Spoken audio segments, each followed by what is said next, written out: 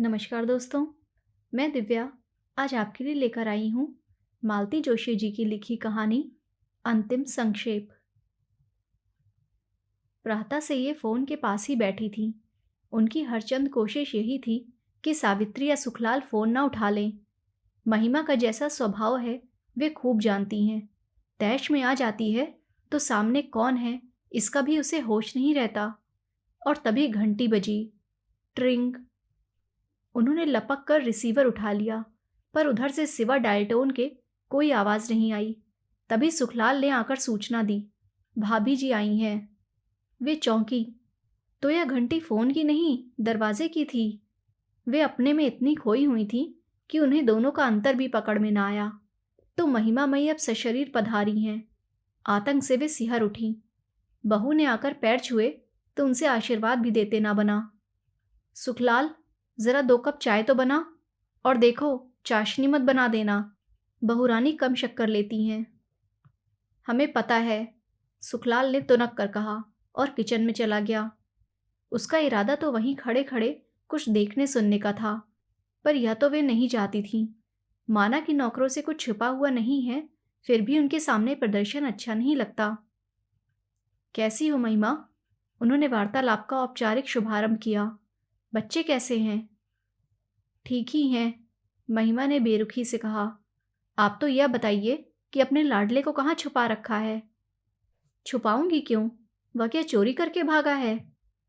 तो फिर बारंबार माँ के आंचल में मुंह छिपाने क्यों चले आते हैं? तो क्या आधी रात को हंगामा करके जगहसाई करवाएगा? लड़ने पर आ जाती हो तो तुम्हें ना तो पड़ोसियों का होश रहता है और ना नौकरों का।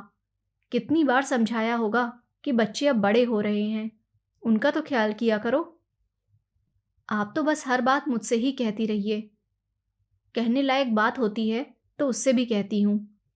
खाक कहती हैं। आपकी शह पाकर ही तो वे इतने बेलौस बेखौफ होते जा रहे हैं। एक बार दरवाज़ा मत खोलिए, अपने आप ठिकाने आ जाएंगे। उनका मन हुआ कि कह दें, पति के मुंह पर दरवाज़ा बंद करने का हौसला पत्नी के पास हो सकता है, माँ ऐसा कलेजा कहाँ से लाए? सौभाग्य से उसी समय चाय आ गई और वे इतनी कड़वी बात कहने से बच गईं। महिमा ने नाश्ता छुआ तक नहीं, बस चाय के 2 घूंट भरे और उठ खड़ी हुई। चलती हूँ मम्मी जी, बच्चे घर में अकेले हैं। मैं तो बस इतनी तसल्ली करने आई थी कि श्रीमान जी सकुशल पहुंच गए हैं। बीवी हूं ना, इतनी चिंता तो करनी ही पड़ती है। उसका एक एक शब्द उनके मन पर कोड़े की तरह पड़ रहा था, पर उन्होंने कोई उत्तर नहीं दिया। उसके पीछे चलकर दरवाजे पर आ खड़ी हुई। उसी समय कुसुम सामने से निकली, शायद सब्जी लेकर लौट रही थी। देखते ही बोली, यह क्या भाभी जी, अभी आई अभी चल दी? खाना वाना खा कर जाती। तुम खिला रही हो क्या? महिमा के स्वर में तुड़शी थी, पर कुसुम को कोई फर्क नहीं पड़ा। उसी अल्हड़पन से बोली, ये कौन बड़ी बात है, हम खिला देंगे। हलवा पूड़ी ना सही, दाल रोटी तो बन ही सकती है। सच्ची भाभी जी, आज तो हमारे यहाँ जूठन गिरा कर ही जाइए। बताइए कौन सी सब्जी पसंद है? अभी तो ठेला बहुत दूर भी ना गया होगा। फिर कभी आ जाएगी, अभी बच्चे घर में अकेले हैं ना। उन्होंने महिमा की ओर से जवाब देकर इस चुगलबंदी को विराम दिया। फिर बहू से बोली, आओ फाटक पर खड़े रहते हैं, वहीं रिक्शा रोक लेंगे। मम्मी जी, एक बात कहूँ? रिक्शे की प्रतीक्षा करते हुए महिमा ने पूछा। कहो। आपके सुपुत्र सिर्फ आपके लिए ही यहाँ नहीं आते, किसी के मीठे बोल भी उन्हें खींचते हैं। अपनी कमजोरी ढकने के लिए महिमा का यह दूसरों पर लांछन लगाना उन्हें अच्छा नहीं लगा। अतः वे बोली, महिमा, मीठे बोल तो कोई भी बोल सकता है, उसमें पैसे थोड़े ही लगते हैं। फिर भी मैं नहीं बोलती, यही ना? महिमा ने कहा। उसी समय खाली रिक्शा वहां से गुजरा तो उसने रोक लिया और बैठकर चल दी। सास की अंतिम बात ने उसे इतना नाराज कर दिया था कि उसने विदा लेने की भी जरूरत नहीं समझी। कमरे में लौटते हुए उन्होंने अनुभव किया कि उदासी के बावजूद वे बहुत हल्का अनुभव कर रही हैं। मन पर एक बोझ था जो उतर गया है। सुबह से एक तनाव, एक आशंका से वे ग्रस्त थीं। महिमा के फोन की यातना भरी प्रतीक्षा ने उन्हें थका दिया था। महिमा खुद आई और बरस कर चली गई। अब अगले किसी प्रसंग तक उससे सामना होने का खतरा नहीं रहा। वे इत्मीनान से आराम कुर्सी पर पसर गईं। समय काटने के लिए वे कुछ न कुछ बुनती ही रहती हैं। अभ्यासवश वह पुलिंदा भी उन्होंने उठा लिया, पर बुनने का मन नहीं हुआ। कमरे की खिड़की से पिछवाड़े का आंगन नजर आ रहा था। वे उधर ही देखती रहीं। कुसुम रस्सी पर कपड़े सुखा रही थी। कुसुम को देखते ही उनका मन उमगने लगता है। गजब की है यह लड़की, दिन भर फिरकनी की तरह घूमती रहती है, पर मजाल है कि कभी मुंह लटका हुआ मिला हो। गैरेज और उसके पास वाला कमरा, बस इतनी सी जगह उसके पास है, पर अपने 1.5 कमरे को भी हमेशा चमका कर रखती है। खुद तो साफ सुथरी रहती ही है, पति और बच्चों के कपड़े भी हमेशा लगदग मिलेंगे। और जितनी मिठास उसकी बोली में है, उतना ही स्वाद उसके हाथ में है। कई बार लगता है, काश उनकी बहू भी ऐसी ही सुशील, सौम्य और सुघड़ होती। शायद इसीलिए महिमा को कुसुम फूटी आंख नहीं सुहाती, हमेशा उससे चिढ़ी ही रहती है। जब शुरू शुरू में वे लोग रहने आए थे, तो महिमा अक्सर झल्ला जाती। ये क्या बला पाल ली है आपने मम्मी जी? इतनी दूर से हम लोग मिलने आते हैं, पर ज़रा भी प्राइवेसी नहीं मिल पाती। बच्चे अलग हुड़दंग किए रहते हैं। इससे तो अच्छा था किसी ऑफिस को ही ये कमरे उठा देती, ढंग का किराया तो आता। हाँ, किराया तो आता, पर ऑफिस वालों से रौनक तो नहीं होती ना बहुरानी। वह तो बाल गोपालों से ही होती है। और अब इस उम्र में मुझे प्राइवेसी की नहीं, संग साथ की ज़रूरत है। रात बेरात मुझे कुछ होने लगे तो गिलास भर पानी देने के लिए तो कोई चाहिए। दौड़कर तुम्हें खबर देने वाला तो कोई घर में हो। 2-4 बार यह जवाब सुन लेने के बाद महिमा ने भुनभुनाना छोड़ दिया था। वह समझ गई थी कि सास की यह दलील सीधे उस पर वार करती है। उसी ने तो इस घर को 2 द्वीपों में बांट दिया है।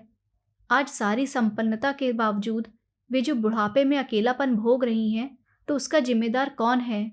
महिमा ही तो। उन्हें आज भी वह काला दिन याद है। वे तीनों शाम की चाय ले रहे थे। उन्होंने दिन भर खटकर मटर की कचौड़ियाँ बनाई थीं, पर मनीष प्लेट जुठार कर ही उठ गया था। माँ की मनुहार को भी वह अनसुना कर गया था।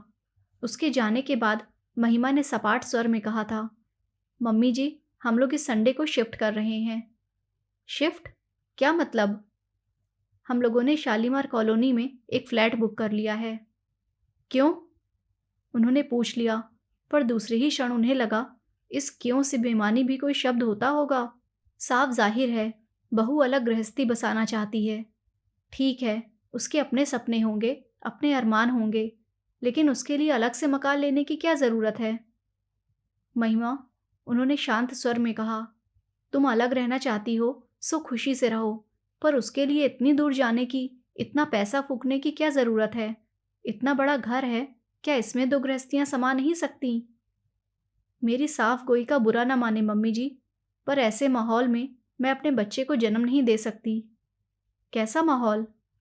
आपको तो शायद अब आदत हो गई है, पर जैसी महफिलें यहाँ जमती हैं, जैसे लोग बाबूजी के पास इकट्ठा होते हैं, उन्हें मैं बर्दाश्त नहीं कर सकती।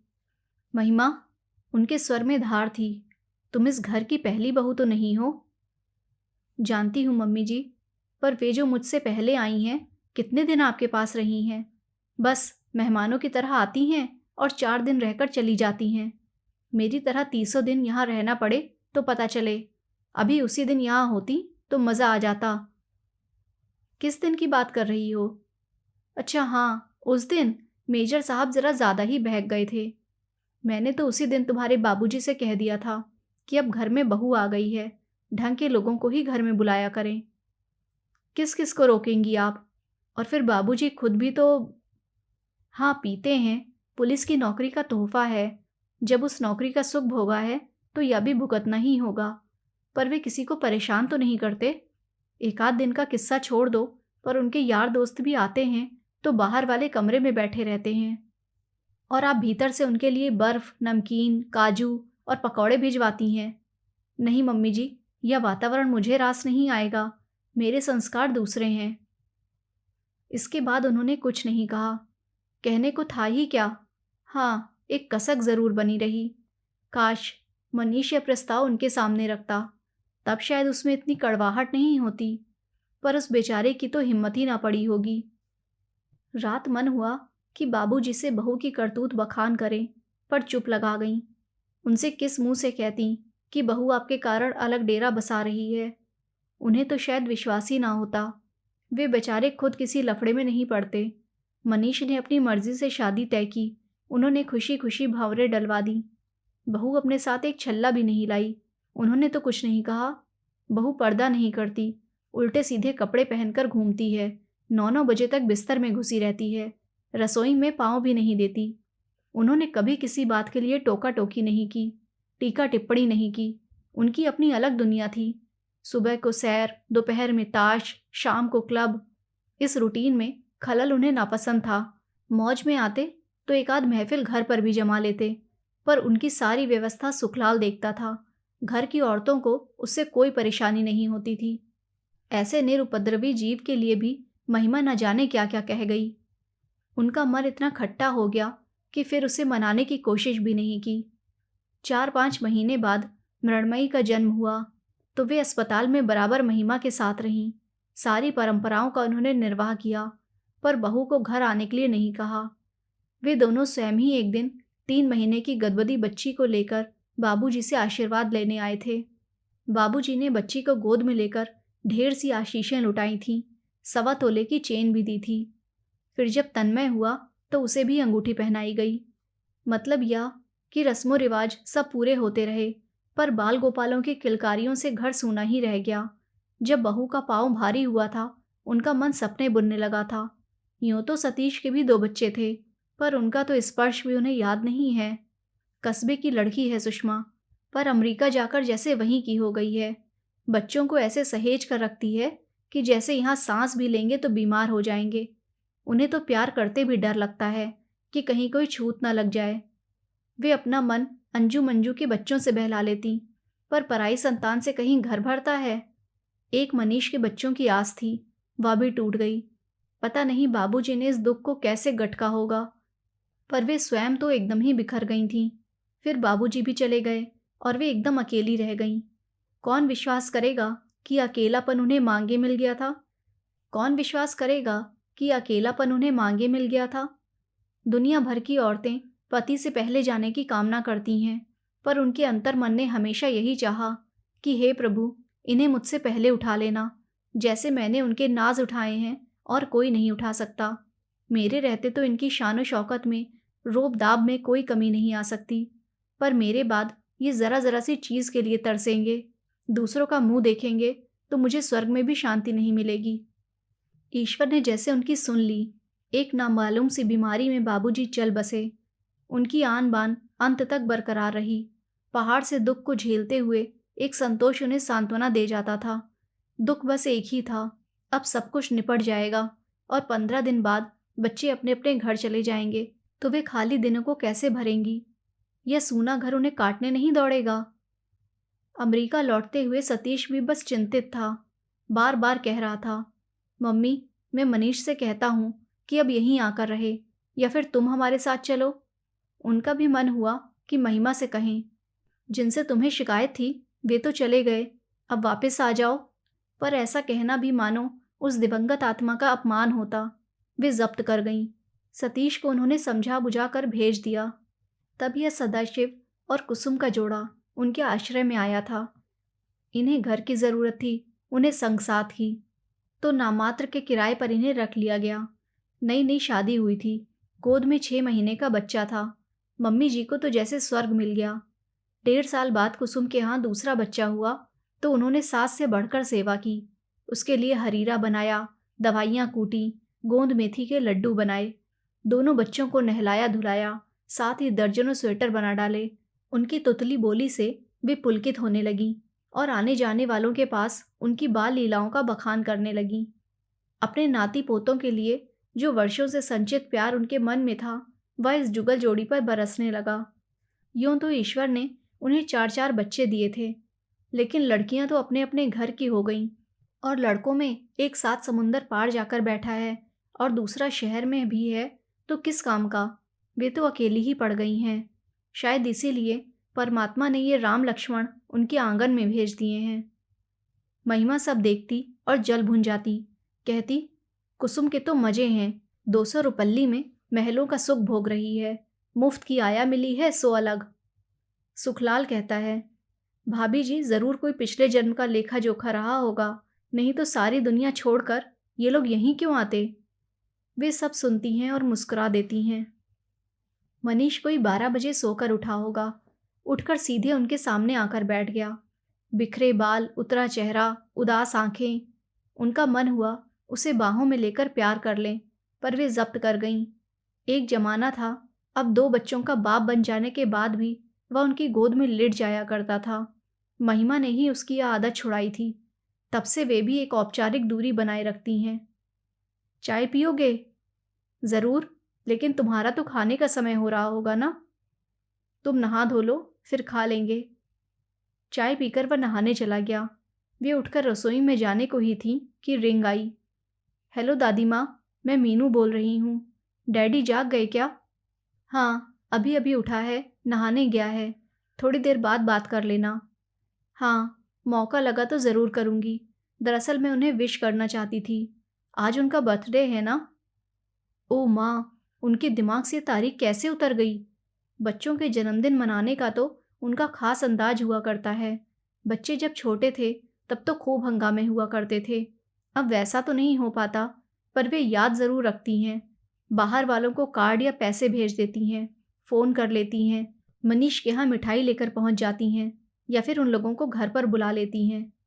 चीनू मीनू के जन्मदिन तो अक्सर यहीं मनाए जाते हैं, और आज उन्हें मनीष का जन्मदिन भी याद न रहा। वे सचमुच बूढ़ी होती जा रही हैं। उन्होंने फौरन सुखलाल को बाजार भेजा, सावित्री को मटर पुलाव और रायता बनाने का आदेश दिया और खुद हलवा भूनने बैठ गईं। माँ बेटे दोनों खाने पर बैठे तो मेज़ पकवानों से भरी हुई थी और पूरा कमरा अगरबत्ती से महक रहा था।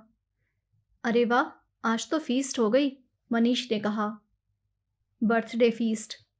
बर्थडे? ओह यस, आज मेरा हैप्पी बर्थडे है ना? वह उठा और उसने माँ के पैर छू लिए, फिर उनके गले में बाहें डालकर बोला, तो आपका यह नालायक बेटा आज कितने साल का हो गया? 36 का। ओह नो, इस स्पीड से मेरी उम्र में इजाफा होता रहा तो मैं 2-4 साल में बूढ़ा हो जाऊंगा। मीनू ने फ़ोन किया था, तुम्हें विश करना चाहती थी। बेचारे बच्चे अपने डैडी की थोड़ी बहुत इज्जत तो करते हैं, बाकी लोग। सुबह महिमा खुद आई थी। मुझे विश करने के लिए? शायद। शायद। ओ डियर मम्मा, अब आप यह पैचअप का धंधा छोड़ दो, कोई नई बात करो। और सच तो यह है कि इस समय कोई भी बात करने का मूड नहीं है। तुम्हारी यह सजी हुई मेज़ कब से बुला रही है, ज़रा उसके साथ न्याय कर लेने दो। वह टूट पड़ने के अंदाज में शुरू तो हो गया, पर 2-4 कौर खाकर ही उसने हाथ रोक लिया। अभी महिमा जो मुझे यह सब खाते देख लेना तो गजब हो जाए। सच कहता हूँ, शी विल किल मी। इत्मीनान रखो, आज की तारीख में वह दोबारा नहीं आएगी। तो क्या हुआ, ये डॉक्टर लोग डरा देते हैं ना। एक तो तगड़ी फीस लेते हैं, ऊपर से भूखा मारते हैं। खाना खाकर वह फिर लेटने के मूड में था, पर उन्होंने टोक दिया। अब सीधे घर जाओ, बच्चों के लिए इमरती और कचौड़ियाँ रख दी हैं, ले जाना। और महिमा को यह साड़ी देना, शाम को पहनेगी। मम्मी, जन्मदिन मेरा है, उसका नहीं। पुरानी साड़ी है रे, उसे पसंद है इसलिए दे रही हूँ। और बेटे, तुम तो अपने हो, तुम्हें कुछ ना भी दूँ तो फ़र्क नहीं पड़ता, पर बहुओं को तो साधे रखना पड़ता है ना। वाह, क्या कहने हैं। कितनी बहुएं साध ली आपने, ज़रा बताइए तो। मनीष ने हंसकर कहा, पर उसकी आंखों में उदासी के डोरे झलक आए थे। मनीष गया और वे निढाल होकर लेट गई। क्या हो गया है इन बच्चों को, गृहस्थी की डोर कैसे उलझा कर रख दी है। 15 दिन भी शांति से नहीं बीत पाते। वे इतना समझाती हैं, पर दोनों ही जैसे जिद पर उतर आते हैं। शहर के दूसरे छोर पर रहता है मनीष, पर उस घर की अशांति की आंच उन तक आती ही रहती है। हर धमाके की गूंज उनके शांत जीवन को अस्त व्यस्त कर जाती है। पहला विस्फोट शायद उस दिन हुआ था जब मनीष क्लब से बेतहाशा पीकर लौटा था। घर में अच्छा खासा हंगामा हुआ होगा। नौकर ने खबर कर उन्हें फ़ोन किया था और वे उतनी रात को रिक्शा करके यहाँ पहुंची थीं। पहले तो उन्होंने मनीष को खूब आड़े हाथों लिया था, फिर पुचकारते हुए बोली, बेटे, तुम तो जानते हो, इसी एक ऐब के कारण तुम्हारे देवता स्वरूप पिता बिरादरी में कभी सिर ऊंचा करके चल नहीं सके। रिश्तेदारों से हमेशा मुंह छिपाते रहे, फिर जानते बूझते उसी लकीर पर क्यों जा रहे हो। उत्तर में मनीष उनकी गोद में मुंह छिपाकर रो दिया था। उस रुलाई में कितने दुख, कितनी व्यथा छिपी हुई थी। पिता को खोने की पीड़ा थी, अंतिम समय में उनकी सेवा न कर पाने का मलाल था, और माँ के अकेलेपन का एहसास था जो उसकी छाती पर बोझ बनकर बैठ गया था। बेटी की करुणा से उनकी ममता जैसे कृतार्थ हो गई। उसकी पीठ पर हाथ फेरते हुए बोली, माँ बाप किसी के जिंदगी भर नहीं बैठे रहते, आगे पीछे उन्हें जाना ही पड़ता है। तुम्हें तो खुश होना चाहिए कि तुम्हारे बाबूजी अपनी सारी जिम्मेदारियां पूरी करके गए हैं। मुझे भी उन्होंने मझधार में नहीं छोड़ा है, पूरी व्यवस्था कर गए हैं। और मैं ऐसी अकेली भी कहाँ हूँ, हाथ भर की दूरी पर ही तो हो तुम लोग। बस एक फ़ोन पर खटकाने की बात है। फिर बहू को समझाया था, इस तरह सामने वाले पर एकदम चढ़ नहीं बैठते बहू रानी, ज़रा सब्र से काम लेते हैं।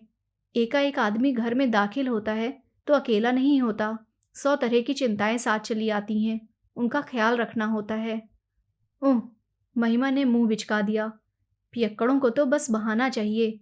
मन उदास है तो गम गलत करने के लिए पिएंगे, जी खुश है तो सेलिब्रेट करने के लिए पिएंगे। तुम तो बात का बतंगड़ बनाए दे रही हो महिमा। घूंट भर पीने से कोई पियक्कड़ नहीं हो जाता। आप माँ है ना, बेटे का तो पक्ष लेंगी ही, पर सही गलत का तो ख्याल कीजिए। ऐसे ही संस्कार दिए हैं आपने, तभी तो इन्हें अच्छे बुरे की तमीज़ नहीं रह गई है।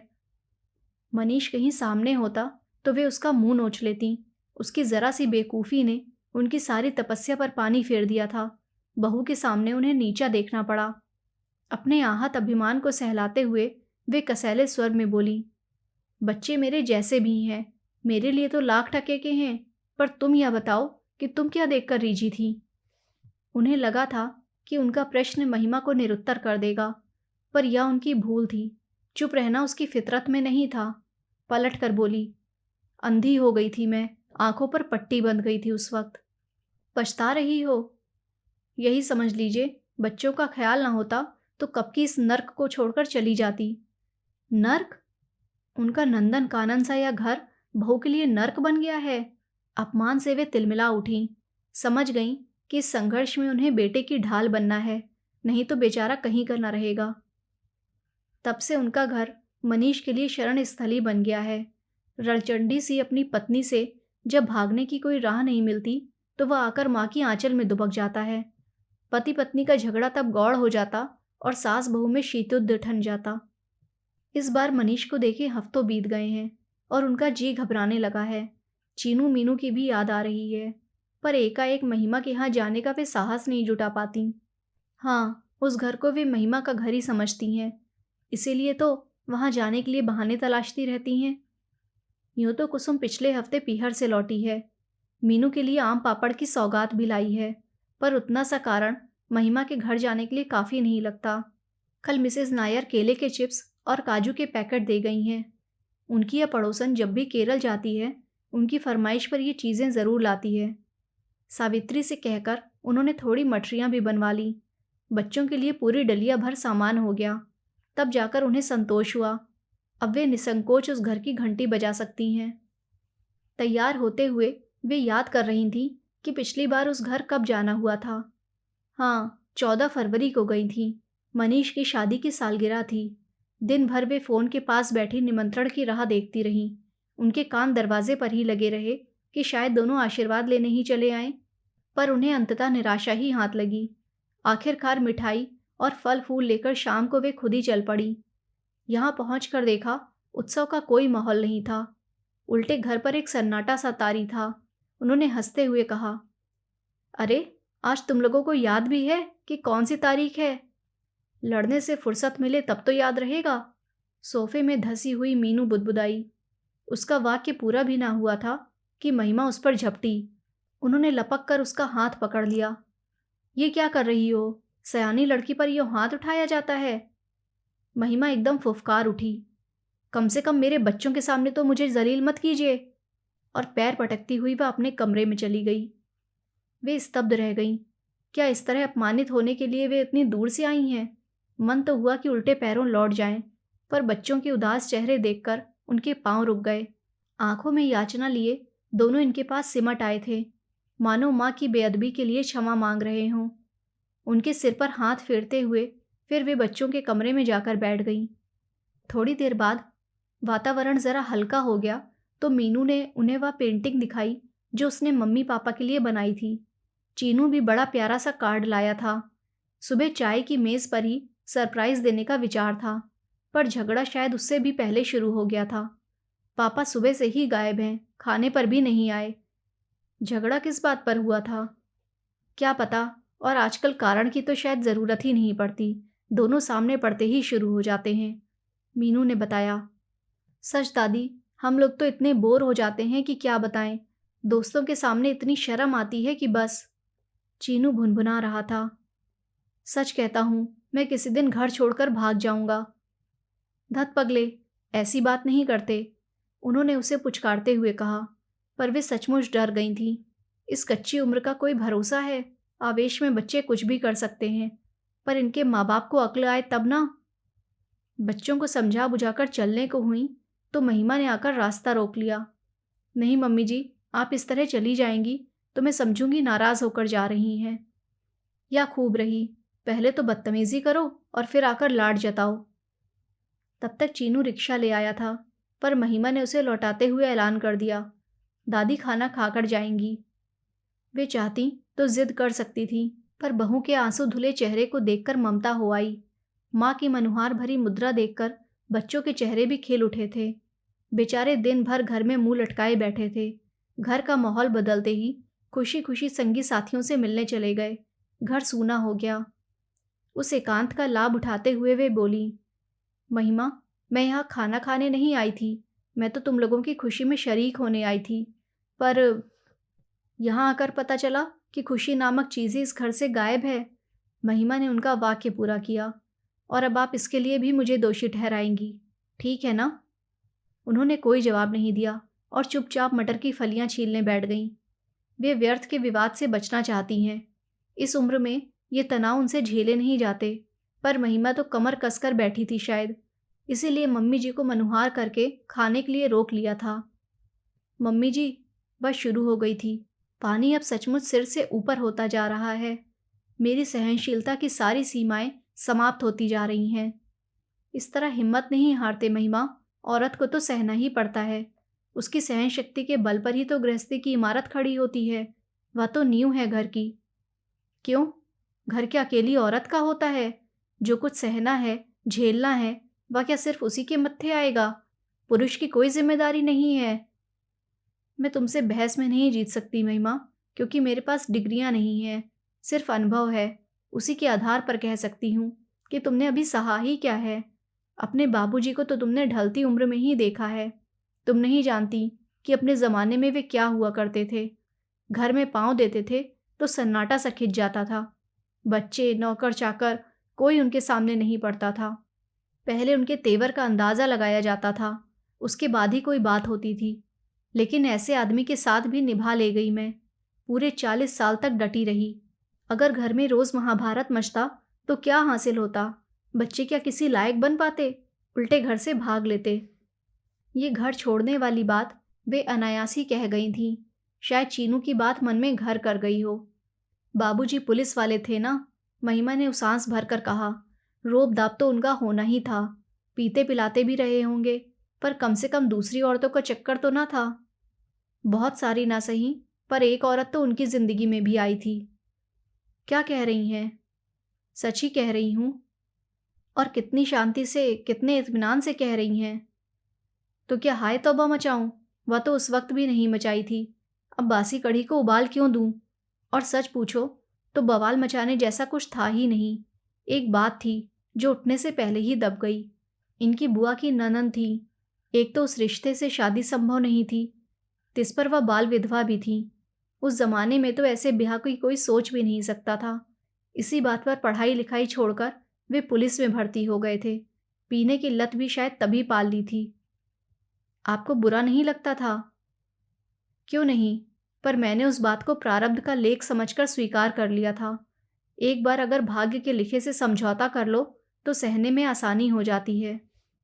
वाह, क्या जीवन दर्शन है, क्या फिलॉसफी है।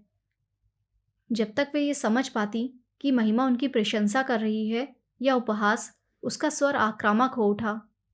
आप सोच रही होंगी कि आपने बड़ा भारी त्याग किया है, एक आदर्श स्थापित किया है, पर शायद आप यह नहीं जानती कि आपने अपने साथ तो छल किया ही है, अपने बच्चों के साथ भी अन्याय किया है। क्या बात करती हो? उल्टे मैंने तो बच्चों का मुंह देखकर ही यह जहर का घूंट पिया था।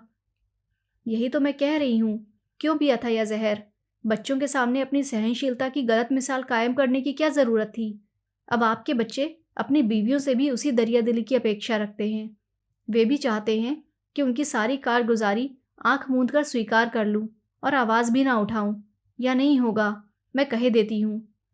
महिमा, उन्होंने शांत स्वर में कहा, मेरी पीढ़ी का जो धर्म था मैंने निभाया। वह धर्म तुम्हारा नहीं हो सकता, मुझे मालूम है। हम दोनों की सोच में पूरे 32 साल का अंतर है। इसीलिए कहती हूँ कि तुम अपने युग की मान्यताओं पर चलो, पर बीती बातों को लेकर बहस करने बैठ जाओगी तो बड़ी मुश्किल होगी। बच्चे बाहर से लौट आए थे और उस दिन यह बात वहीं पर रुक गई थी। बाद में घर लौटकर यह बात उनके मन में कौंधी कि महिमा ने यह औरतों वाली बात क्यों उठाई थी। उसके बाद मनीष एक आध बार घर भी आया था। एक बार दोनों साथ आए थे, पर इतने खुश नजर आ रहे थे कि बेवजह यह बात उठाने का मन ही नहीं हुआ।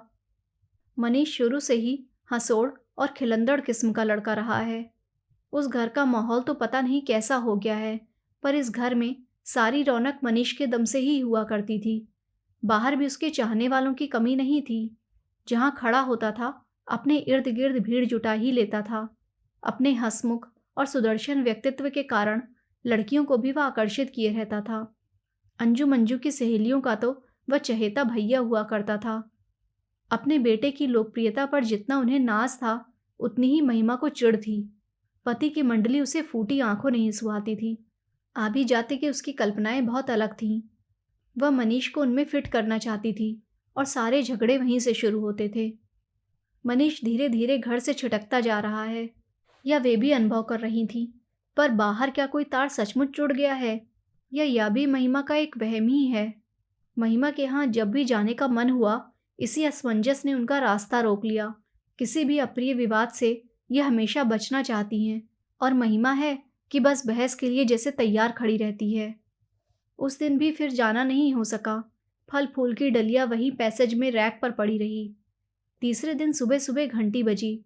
दरवाज़ा खोल कर देखा तो मीनू थी। उन्होंने लपक कर उसे अंग में भर लिया। चलो, अपनी बूढ़ी दादी की तुम्हें याद तो आई? मैं 2 दिन से पोटली बांध कर बैठी हूँ, पर निकलना ही नहीं हो पाया। लेकिन कहते हैं ना कि दिल को दिल से राह होती है।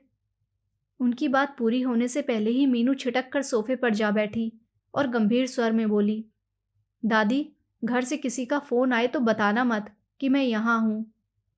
क्या मतलब? उस दिन आपने चीनू से कहा था कि अगर कभी भागने का मन हो तो सीधे मेरे यहाँ चले आना, मैं छुपा लूँगी। तो तुम भाग कर आई हो? जी। वे मीनू को देखती रह गई। बित्ते भर की लड़की इतना सब सोच लेती है।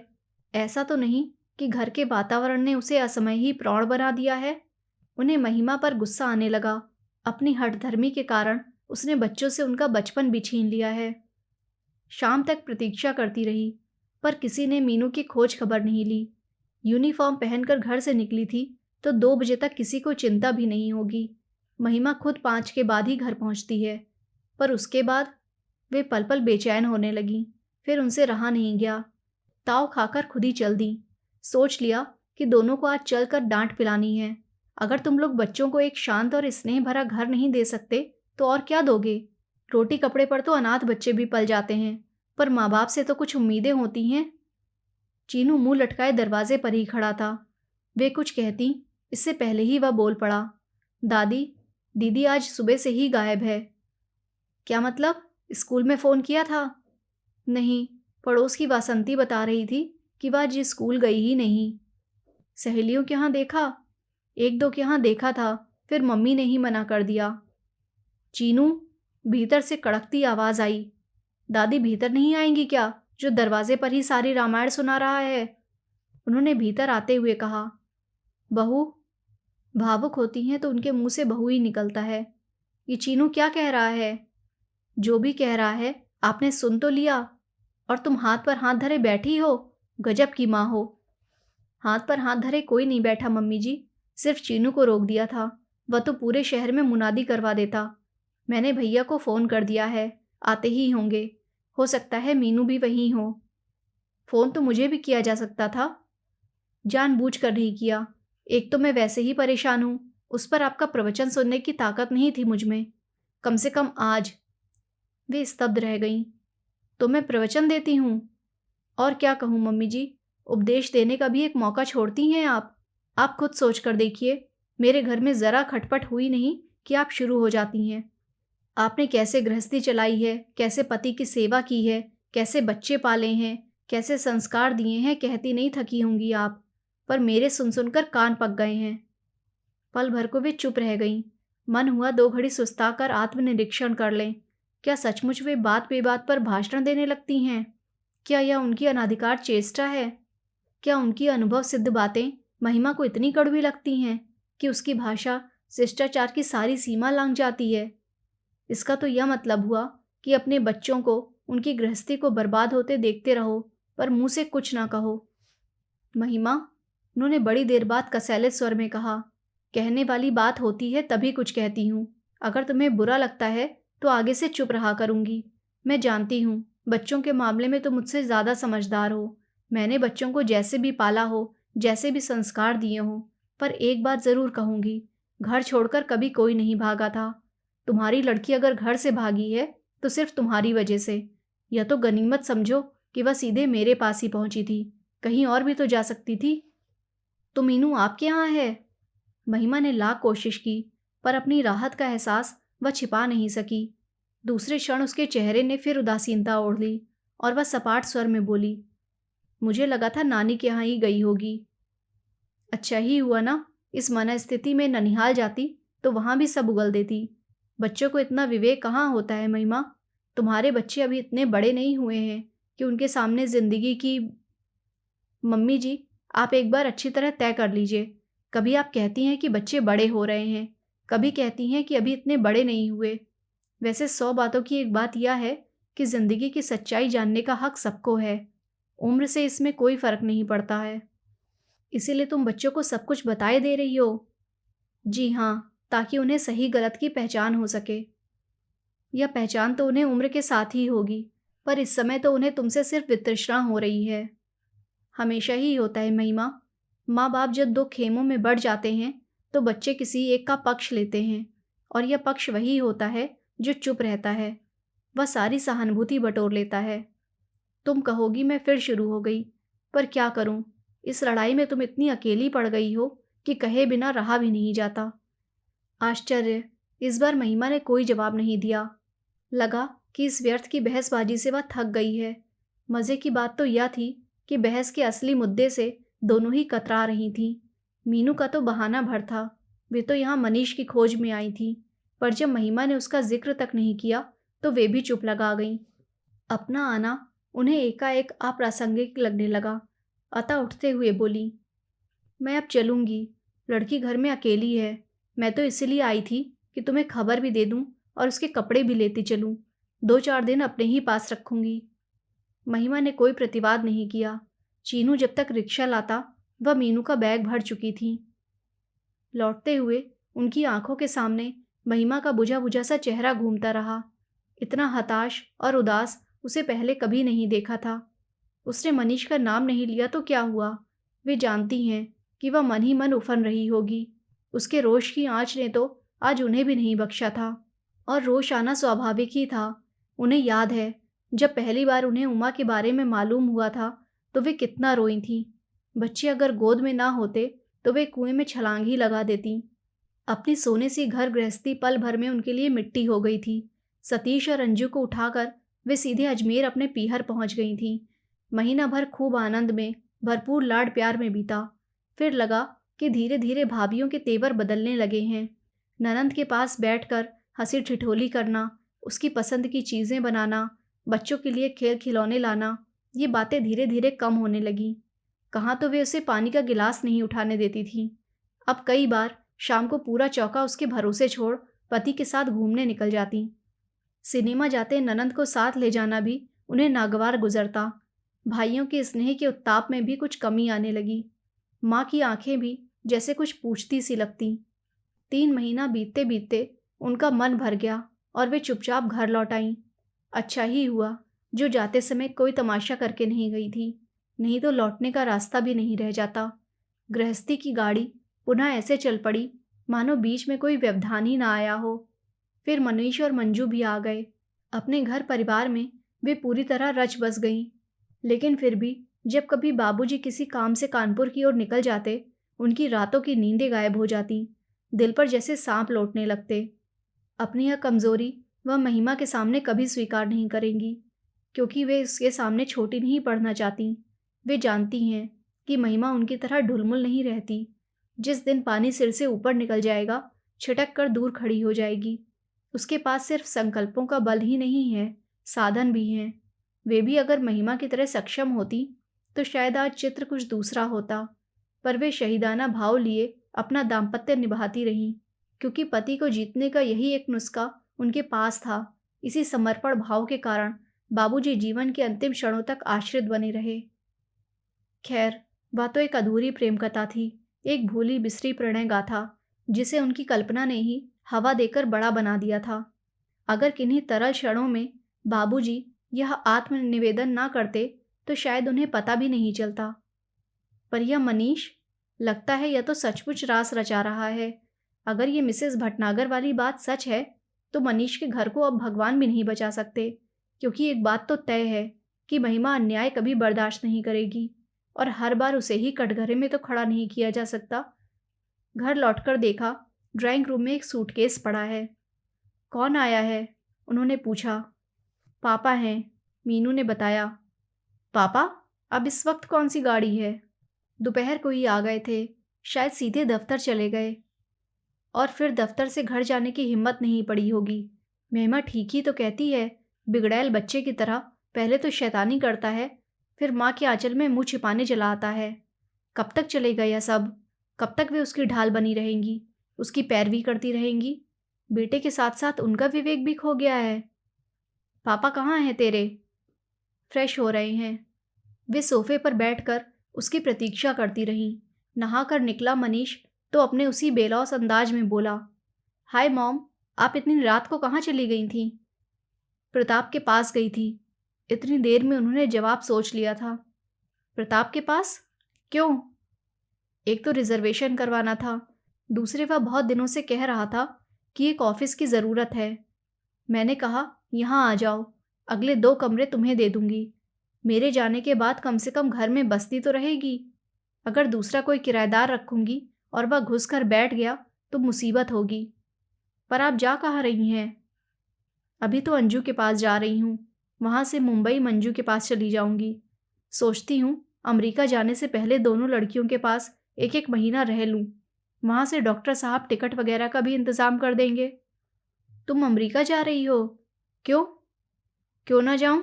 मेरा एक बेटा वहाँ भी तो बैठा है, बेचारा कब से बुला रहा है। अभी मेरे हाथ पांव साबुत हैं, आंखें भी काम दे रही हैं। अभी जाऊंगी तो कुछ घूम फिर लूंगी, देख सुन लूंगी, बाद में तो जैसे यहाँ वैसे वहाँ। मनीष का चेहरा लटक गया। बड़ी देर बाद धीरे से बोला, जाने का सोचा है, या तो बड़ी अच्छी बात है, भैया का मन रह जाएगा। पर यहाँ प्रताप को बिठाने की क्या ज़रूरत है? एक बार जम गया तो उसकी नीयत भी बदल सकती है, संबंधों में दरार पड़ जाएगी। तो तुम आ जाओ, उन्होंने छूटते ही कहा तो मनीष एकदम चौंक पड़ा। पता नहीं क्यों उनके अवचेतन में यह बात घर कर गई थी कि लड़का बेघर हो गया है, इसीलिए बहक गया है। अपनी 4 दीवारी में आ जाएगा तो उसका मन स्थिर हो जाएगा। उसी समय सुखलाल चाय लेकर आया। वे जब घर लौटी थी तो उन्हें भी चाय की ज़रूरत महसूस हुई थी, पर मनीष का सूटकेस देखते ही वे सब कुछ भूल भाल गई थीं। पर सुखलाल तो भैया जी की आदत जानता है। उनके नहाकर निकलते ही वह चाय ले आया। भीतर जाते हुए वह सूटकेस लेकर चलने लगा तो मम्मी जी ने रोक दिया। सूटकेस यहीं रहने दो सुखलाल, भैया भी वापस जाएंगे। मनीष और मीनू दोनों ने चकित होकर उनको देखा, पर वे उस विस्मित दृष्टि को अनदेखा कर बोली, और देखो, खाना ज़रा जल्दी ही बना लेना, सफ़र का थका हुआ है मनीष, जल्दी घर जाकर आराम करेगा।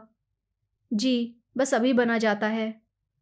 मम्मा, सुखलाल के जाते ही मनीष ने कहा, मैं सचमुच ही बहुत थका हुआ हूँ और आज की रात शांति से सोना चाहता हूँ। तो मैं घर नहीं जाऊँगा। अच्छा, और वह जो सुबह से वहाँ परेशान हो रही है, उसे शांति की ज़रूरत नहीं है? तुम में तो इतनी भी कर्टसी नहीं है कि आने के बाद उसे फ़ोन ही कर देते। आप क्या वहाँ गई थी? जाना ही पड़ा। तुम्हारी यह सुकन्या जो सुबह से यहाँ आई हुई है, महारानी बिना कुछ कहे सुने चली आईं। यह भी ना सोचा कि पीछे कोई कितना परेशान होता होगा। वाह, बहुत अच्छे संस्कार दे रहे हो। बिल्कुल तुम्हारी तरह गैर जिम्मेदार होती जा रही है। अरे, तुम लोगों ने इस घर को समझ क्या रखा है? बस मुंह उठाया और चले आए। घर ना हुआ जैसे चोरों के छिपने का ठिकाना हो गया। इसीलिए जा रही हूँ मैं नहीं रहूँगी तो अपने आप एडजस्ट करना सीख जाओगे। तुम नहीं जानती मम्मा, सब कुछ कितना मुश्किल होता जा रहा है। It is simply impossible. तो ख़त्म कर डालो यह किस्सा हमेशा के लिए, जान तो छूटे। यह क्या कह रही हो मम्मा तुम? क्यों, इसमें गलत क्या है? जिस रिश्ते में जान ही ना बाकी हो उसे ढोते रहने में क्या तुक है? अच्छा हुआ जो तुम्हारी अपनी पसंद की शादी थी, नहीं तो जिंदगी भर हमें ही कोसते। खैर, वह तो बहादुर लड़की है, अकेले भी निभा ले जाएगी, बच्चों को भी पाल लेगी। पर तुम अपनी सोचो, क्या एक दिन भी अकेले रह पाओगे? उनका मन तो हो रहा था कि पूछ लें, क्या वह मिसेस भटनागर तुम्हारे लिए अपना घर बार छोड़ देगी? पर अपने ही बेटे से इस तरह की चर्चा करना उन्हें अशोभन लगा। मृदुल स्वर में बोली, बेटे, मैं हमेशा तो रहूंगी नहीं, कभी न कभी अपने निर्णय तो तुम्हें ही लेने होंगे। जितनी जल्दी इसकी आदत डाल लो, अच्छा है। खाने की मेज पर ऐसा सन्नाटा कभी नहीं रहा। बेचारा सुखलाल बड़ा दुखी हुआ। मालकिन अकेली रहती तो उसे खाना बनाने में कोई रस नहीं आता, पर जब भैया जी या बच्चे आते हैं वह अपना सारा पाक कौशल उड़ेल देता है। पर आज उसे दाद नहीं मिली। मनीष तो बस थाल जुठार कर ही उठ गया। मीनू भी जितनी देर बैठी मुंह फुलाए बैठी, पर उन्होंने कोई इसरार नहीं किया, जरा भी मनुहार नहीं की। खाने पीने के लाड बहुत हो चुके। जब तक भोजन समाप्त हुआ सुखलाल रिक्शा लेकर आ गया। वैसा आदेश पहले ही दिया जा चुका था। गाड़ी में बैठते हुए मनीष का चेहरा ऐसा लग रहा था मानो किसी जिद्दी बच्चे को ज़बरदस्ती स्कूल भेजा जा रहा हो। लेकिन इस बार उनका मन नहीं पसीजा। हाँ, मीनू एकदम पापा की परछाई सी साथ जाने के लिए तैयार हो गई, पर उन्होंने सख्ती से मना कर दिया। गुस्से में पैर पटकती वह ऊपर कमरे में चली गई और भड़ाक से दरवाज़ा बंद कर लिया। जाते ही चीनू को भेज देना। विदा के रूप में उन्होंने बस इतना ही कहा। टैक्सी आंखों से ओझल होते ही वे भीतर आईं। घर एकदम खामोश था। इसी एकांत की तो उन्हें प्रतीक्षा थी। उन्होंने तुरंत नंबर घुमाया। महिमा, तुम्हारा भगौड़ा कैदी मैं वापस भेज रही हूँ। जो सजा देना चाहो दे देना। मैंने अपने दरवाजे बंद कर लिए हैं। चाहो तो तुम भी कर लेना, मैं कुछ नहीं कहूँगी। एक बात और यह आखिरी बात है। महिमा, पति ताले में कैद करके रखने की चीज़ नहीं है। उसे तो मन की डोर से बांधना पड़ता है। वह चाहे कहीं भी भटकता रहे, बसेरे के लिए अपने ठिकाने पर ही लौट कर आता है। धन्यवाद। दोस्तों, अगर आपको मेरा चैनल पसंद आता है तो कृपया इसे सब्सक्राइब करना ना भूलें। बहुत बहुत धन्यवाद।